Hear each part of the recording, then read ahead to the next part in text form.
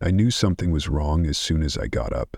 Not because the sky was red or the city was on fire or any of that apocalyptic movie stuff. It was way simpler than that. I brushed my teeth and my phone buzzed with a tornado of alerts, but nothing loaded. I stood there in the bathroom, electric toothbrush in my mouth, foam building up, and stared at my dead phone screen like it was supposed to explain why I felt so tense. That's how it started. The world didn't end with a bang, just a weird silence in my chest. I live in a tiny apartment on the edge of Dallas, close to the 7-Eleven and the old highway overpass where teenagers paint graffiti no one ever reads. I'm not special, not a hero. Just a guy called Travis who always lets the coffee pot overflow and forgets to take the trash out until the smell wins. I'm 27, work in IT from home, and still have a crate of ramen in my pantry like a college fresh. My life isn't interesting, but that morning, nothing felt right. Even my cat Nugget kept hiding under the bed, eyes big, tail all puffed out. I remember thinking, maybe she sensed an earthquake coming. The building was too quiet. Usually I hear Mr. Sanchez 2 doors down yelling at his TV or the toddler upstairs running back and forth. That morning, all I heard was the distant cough of traffic and people coughing. That's what stood out. Coughing, in the hallway, in the stairwell, even through my thin windows. Not like someone clearing their throat, but deep, wet, and constant. I tried to ignore it, poured myself coffee, sat in front of my computer, but nothing loaded. My boss didn't text me, nobody did. That was weird. I told myself it was just a network issue, but it nagged at me. Everything nagged at me. I started checking the news and Reddit for outages, but the headlines were all over the place. CDC issues warning, stay indoors. Violence in Houston. Military convoy seen downtown. Then the news sites crashed, one after another. My hands shook a little. I didn't want to admit I was scared, but I was. Around noon, I heard the sirens. Not police, those old mechanical ones, like tornado warnings, rising and falling. Nugget jumped onto my lap, digging her claws in, and wouldn't leave. I looked out the window and saw a military van parked in front of the 7-Eleven, way longer than anyone ever parks there. 4 guys in hazmat suits stood around it, but didn't move, just stared at their phones, then each other, like they were waiting for orders that weren't coming. I watched for a long time. They never even went inside. They just stood there until finally one started coughing, bending double. The others pulled him into the van, fast, and slammed the doors. After that, the van just sat there, engine running, nobody getting out. Later, when I went down to get the mail, I saw the blood. Just a smear on the glass door of the lobby. I stared at it, felt my heart pounding, but I told myself it was probably nothing. Maybe someone cut their hand. But my hands were shaking. I left the mail and went back up, triple-locked my door. I peeked out through the peephole and saw my neighbor, Miss Clark, standing in the hall with her dog. She didn't look at me, just stared at her phone, whispering to herself. Her dog started barking at something down the hall. I couldn't see what it was. My mom tried calling me, but the line cut out before I could say anything. I texted my sister and it never delivered. I called my best friend, Jake, but all I got was static. Suddenly, my whole world felt like it was shrinking. My apartment, already small, felt like a prison. Every noise outside made me jump. My phone battery dropped fast. I stopped checking the news. Every headline was worse than the last, and none of it made sense. Was it a virus? A terror attack? The words, "Don't go outside," started showing up everywhere, like graffiti in the comments. I called out to Nugget. She didn't come. I found her under the bed, shaking, eyes huge. I closed all the blinds, turned off the lights, and started filling the bathtub with water. I'm not a prepper, not one of those end-of-the-world types, but it just felt right. My heart hammered in my chest. I started pushing the couch against the front door, then dragged the dresser in front of the window. It was probably pointless, but I needed to do something. Anything? I heard more coughing in the hall, but this time it was mixed with something else. Heavy footsteps, a banging on a door, not mine, but close. Then a scream, fast and sharp, cut off in the middle. My hands shook so hard I dropped my phone. I wanted to call for help, but I didn't know who to call. I was alone, really alone. And whatever was happening out there, I knew I couldn't help anybody, not even myself. I pulled Nugget onto my chest and lay on the floor behind the couch, just breathing, waiting for the next sound. My world was a tiny dark room, one heartbeat at a time. I didn't know what was happening, but I knew this. You do not go outside. Not now. Not for anything. I wish I could say I made it through the night, but there wasn't any night. There was just this endless flickering stretch of fear where the hours lost all shape. I kept waking up to little noises, the hum of the fridge, the tap of Nugget's paws, voices out in the hall that sounded normal for half a second, then sharp and panicked. Every time I started to drift, something snapped me back. A bang on the wall, a thud from the stairwell, the slow scraping drag of something heavy across the floor above. I must have fallen asleep on the floor at some point, because the next thing I remember is Nugget's rough tongue licking my hand and sunlight stabbing in through the blinds. I was still in yesterday's clothes, and my phone battery was at 4%. The only text I had was from my sister, sent at 3 a.m. Are you okay? Answer. Don't go outside. Nothing else. For a minute, I almost convinced myself it was over, like maybe all the panic was just in my head. But then I heard voices shouting, real loud, way closer than before. I peeked out the peephole. The hallway was empty, but I could hear Miss Clark arguing with someone, her voice all high and tight, her dog barking its head off. Another voice, lower, kept repeating, "Let us in. Please open the door." Then I saw Jake's name on my phone. 2 missed calls. My best friend since I was 14. I called him back even though I knew it might be stupid, but it actually rang. He picked up on the second try, whispering so quiet I could barely hear him. He was across town, holed up in his cousin's apartment. Said the news was gone, everything offline. He heard gunshots near the highway last night. Said people are running in the streets.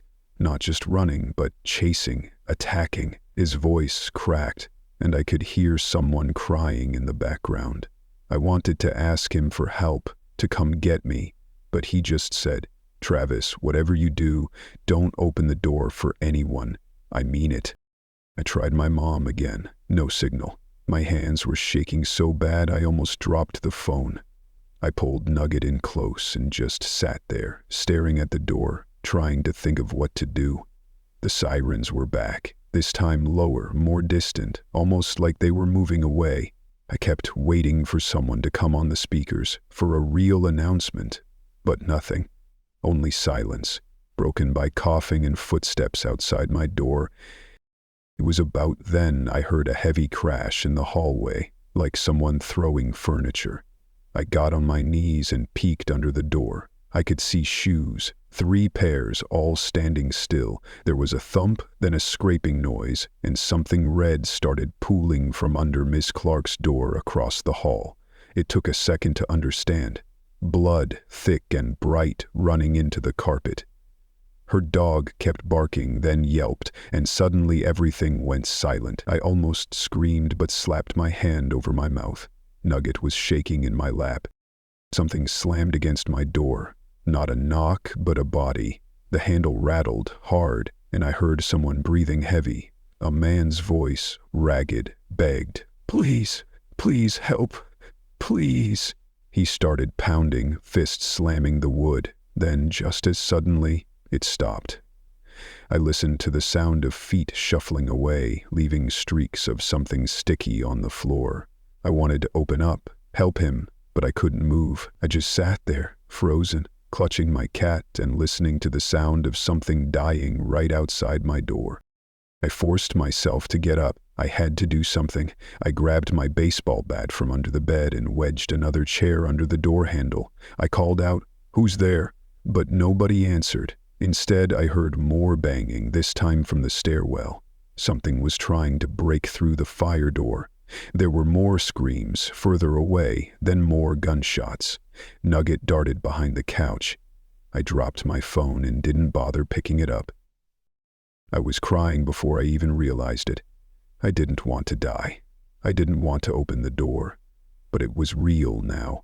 Blood on the carpet, voices in the hallway, screams and silence. The first hours of the apocalypse weren't loud, not at first. They were slow, quiet, and filled with the sound of everyone trying to pretend nothing was happening. But now it was real, and nobody was ready for what came next. I don't know how long I stayed curled behind the couch. It felt like hours, but I kept losing track of time. My apartment was full of stale air, my mouth was dry, and my hands wouldn't stop shaking. Nugget pressed her body so tight against me it felt like we were glued together. The noises outside kept coming, but they changed. Less shouting, more thumping, less banging, more dragging. Sometimes I heard someone run by my door, gasping, or a fist slam a wall, or a faraway scream that faded too fast. It was like listening to the world come apart, one thread at a time. At some point, I worked up the nerve to check my phone. It was dead, just a black screen reflecting my own terrified face. I plugged it in, but the power flickered, and I felt a fresh panic rise in my chest. I tried the radio I kept from a hurricane years ago. Just static, sometimes a broken bit of a voice. "Stay indoors, National Guard, do not approach." I opened a can of soup and forced myself to eat, but every bite tasted like metal and fear. My brain kept replaying what I'd seen, blood seeping under Ms. Clark's door, the man pounding and begging, Jake's broken voice in my ear. I wondered if Jake was still alive, or if he'd already turned into something else. The not knowing was almost worse than the fear. Hours passed. I kept checking the peephole, but it was always the same. An empty hallway, dark stains on the carpet, one shoe left by the stairs. I tried to think what I'd do if someone came to the door. I pictured my mom, my sister, even Jake showing up, their faces wrong, their eyes empty. Would I let them in? Would I even know it was them? By afternoon, the building was silent. I finally risked turning on the TV, but it was just an emergency alert that looped over and over. Stay inside. Lock doors and windows. Don't let anyone in. It sounded so official, so calm.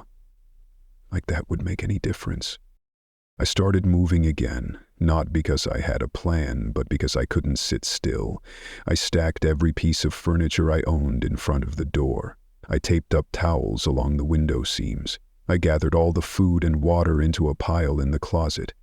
Nougat meowed at me, loud and desperate, so I sat with her and scratched her ears and told her everything would be okay, even though I didn't believe it. I tried to remember what it felt like to be safe. My old life.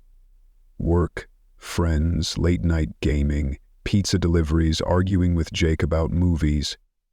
Seemed like something I'd watched on TV, not actually lived. It was getting dark when I heard the voice in the hallway. Not shouting, not desperate, just talking, almost normal. I crept to the door and listened. "Travis, it's me. It's Jake. Open up, man. Please, it's me." My heart nearly stopped. I almost threw the door open, but something held me back. The voice sounded wrong, flat, like a recording. I looked through the peephole. It was Jake. Same hoodie, same haircut, even the same backpack with the Dallas Mavericks patch. But his eyes were wrong, wide, blank, staring at nothing. He was smiling, but it didn't look real. I froze, one hand on the lock. I wanted to believe I really did, but the way he stood there, not blinking, not moving, made my skin crawl. He kept repeating, "Travis, open up. It's me. I made it. I'm okay. Open the door." He said it over and over, never changing his tone. My hands were shaking so bad I had to bite down on my fist to keep from crying out. Nugget hissed, low and furious. I backed away, dragging her with me, and pressed my body against the far wall. I don't know how long Jake stayed out there. Maybe 5 minutes, maybe an hour. I never opened the door. I waited until the sun was gone and the hallway was dark again. When I checked the peephole, Jake was gone. There was only the echo of his voice in my head, the memory of his smile. I sat down on the floor, hugging Nugget, and waited for whatever came next. I knew now it wasn't just an infection or a riot or any of the things I thought.